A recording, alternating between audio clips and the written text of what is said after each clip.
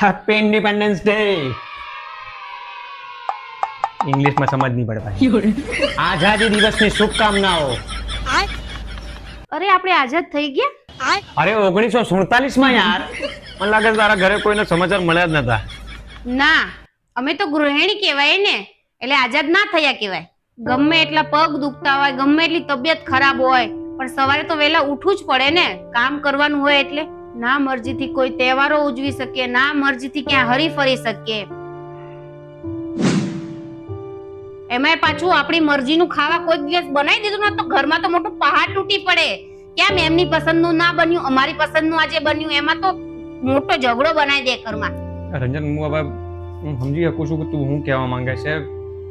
ના, નથી સમજતા તમે સમજતા હોત ને તો આજે તમારી રજા છે 15મી ઓગસ્ટની। તમને એમ થયું કે લાવ મારી ઘરવાળીને મદદ કરી દઉં,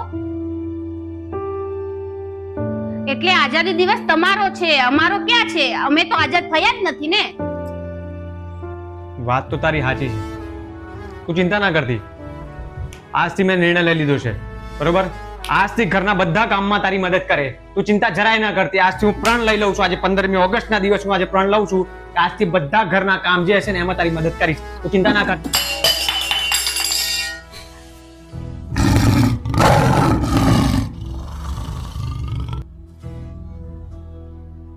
તું ચિંતા ના કરતી, તું હું આ પોતું હું મારે, તું ચિંતા ના કર, પોતું હું મારે, કામ હું કરે, બરાબર? તારે કઈ જ કરવાની જરૂર નથી, તું શાંતિથી બેસ।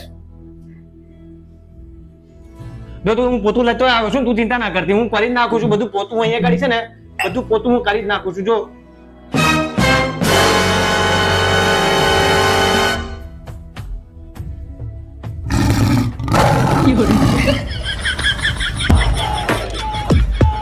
有人。